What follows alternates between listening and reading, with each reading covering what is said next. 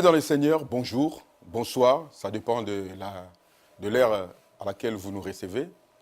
Nous nous retrouvons encore dans le cadre de notre émission Je médite.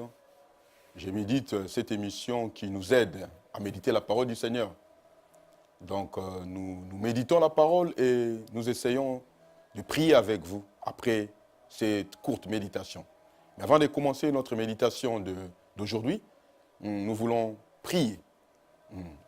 Seigneur, nous te disons merci pour ce temps, pour ta faveur et pour la force que tu nous donnes encore de méditer ta parole.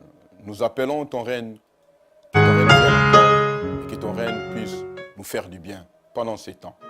Saint-Esprit de Dieu, contrôle tout ce temps et glorifie le nom de Jésus. Nous te promettons toute la gloire et l'honneur. Dans le nom de Jésus, nous t'avons ainsi prié et nous disons tous Amen. Amen. Donc, comme vous le savez, nous sommes toujours dans notre livre de Colossiens. Et aujourd'hui, nous allons lire dans le livre de Colossiens, chapitre 4. Nous lisons les 6 premiers versets. Et la Bible déclare, « Maître, accordez à vos serviteurs ce qui est juste et équitable, sachant que vous aussi, vous avez un maître dans le ciel. Persévérez dans la prière, veillez-y avec action de grâce. Priez également pour nous, que Dieu ouvre une porte à notre parole, afin que je puisse annoncer le mystère du Christ pour lequel je suis dans les chaînes. Et en parler clairement comme je le dois. Conduisez-vous avec sagesse envers ceux du dehors. Rachetez le temps. Que votre parole soit toujours accompagnée de grâce, assaisonnée de sel, afin que vous sachiez comment vous devez répondre à chacun. Bien-aimés dans le Seigneur, quand nous lisons ces quelques portions des Écritures, nous remarquons que c'est des recommandations. Des recommandations que l'apôtre Paul fait aux Colossiens. Il demande d'abord une prière particulière parce que là où il était enchaîné, que le Seigneur puisse lui accorder cette force et que le Seigneur puisse faire grâce afin qu'il puisse parler vraiment de la part du Seigneur. Vous voyez combien nous aussi nous avons besoin de vos prières. Même quand nous prêchons, même quand nous parlons de la part du Seigneur, nous ne sommes pas si spéciaux que vous, nous avons aussi besoin de vos prières. Donc, de temps en temps, pendant vos prières, ne manquez surtout pas à penser aussi à nous. Amen. Mais le verset qui m'a vraiment interpellé aujourd'hui, que je voulais méditer avec vous là où vous êtes, c'est le verset 5 et 6. L'apôtre dit, « Conduisez-vous avec sagesse envers ceux du dehors. Rachetez le temps. » Waouh! Conduisez-vous avec sagesse. Avec ceux du dehors. Ça veut dire quoi? Ceux qui sont en dehors de la maison. Ceux qui traînent encore en dehors de la maison. Ceux qui ne sont pas encore venus en Christ. Ceux qui ne sont pas encore dans le bateau. Ceux qui ne sont pas encore donné leur cœur à Jésus. La Bible dit de nous comporter avec ces gens avec sagesse. Et surtout, que nous puissions racheter le temps. Mais vous savez, la sagesse, c'est ce qui nous empêche de nous comporter comme n'importe qui devant ceux qui sont du dehors. Vous conviendrez avec moi, le temps où nous courons, le moment où nous vivons maintenant, tout est banalisé. Et en tant que serviteurs, servantes de l'Éternel, bien-aimés, des gens commencent à cataloguer le serviteur et commencent à dire n'importe quoi sur le serviteur. Voilà pourquoi l'apôtre dit, vous qui côtoyez ces mondes-là, conduisez-vous avec sagesse. Bien aimé, il y a des choses en tant que serviteur, en tant que servante, je ne peux pas faire devant ceux du dehors. Ma façon de parler, ma façon de faire, bien aimé, ça doit être différent. Vous savez, il y a un moment où ce n'est pas la parole du Seigneur qui va gagner ces gens qui sont en dehors pour venir dans la maison. C'est notre comportement. On appelle ça l'évangélisation par le comportement ou l'évangélisation par les actes.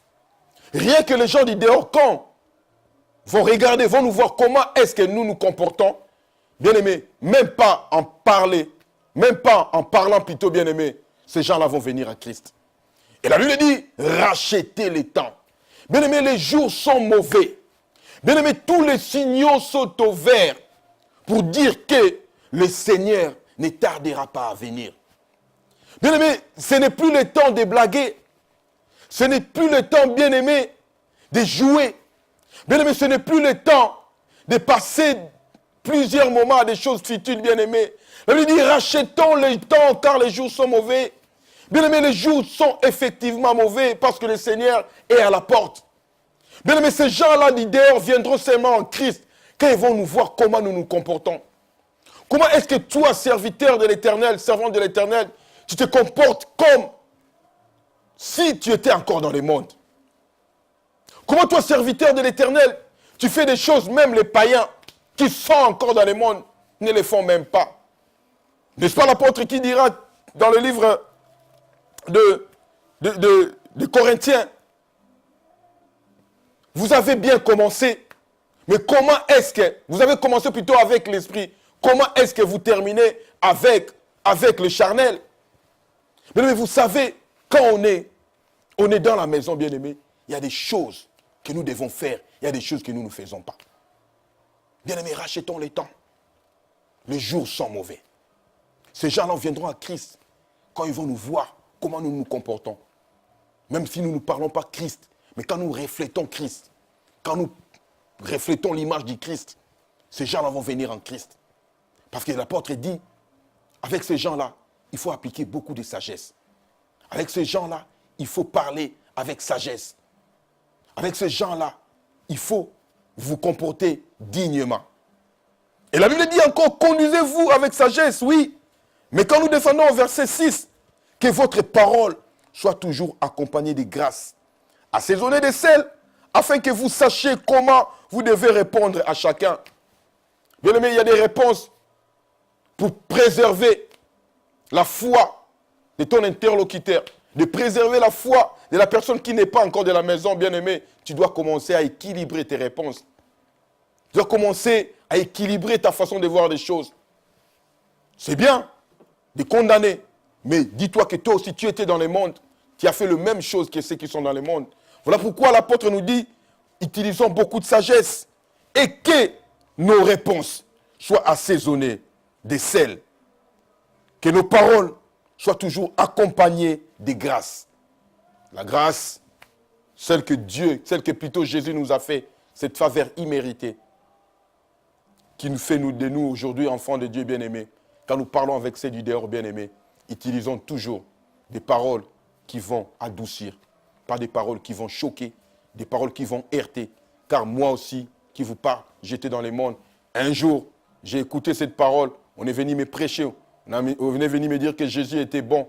J'ai écouté et aujourd'hui, je prêche aussi la parole du Seigneur.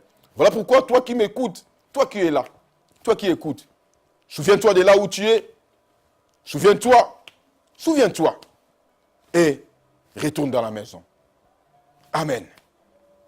Voilà, nous sommes arrivés à la fin de notre méditation d'aujourd'hui et j'aimerais prier avec vous pour clore ces moments. Notre Père et notre Dieu, nous voulons te prier encore ce soir. N'est-ce pas toi qui dis dans ta parole dans le livre de Jacques que celui qui manque la sagesse peut demander à Dieu. Père, je te prie ce soir dans le nom de Jésus. Si quelqu'un manque la sagesse, oh Dieu, viens et donne cette sagesse. Si quelqu'un qui est chrétien, qui est dans la maison et qui n'arrive pas à bien parler avec celle du dehors, Seigneur, aujourd'hui je te prie, Seigneur, d'aiguiser sa langue, d'aiguiser sa bouche, Seigneur, afin que quand il sortira pour parler de ta part, Seigneur, que cette parole soit accompagnée de celle, que la parole qui sortira de sa bouche soit des paroles apaisées, des paroles qui vont faire du bien dans des familles, des paroles qui vont faire du bien dans des maisons. Voilà pourquoi ce soir je te prie, Seigneur, donne-nous cette sagesse. Nous avons besoin de cette sagesse. Nous avons besoin, Seigneur, de cette parole qui apaise. par cette parole qui heurte des sensibilités. Merci pour ce que tu vas faire, Seigneur. Merci pour ton amour et merci pour ta fidélité. Dans le nom de Jésus, nous t'avons ainsi prié et nous disons tous, merci Seigneur Jésus. Amen. Amen.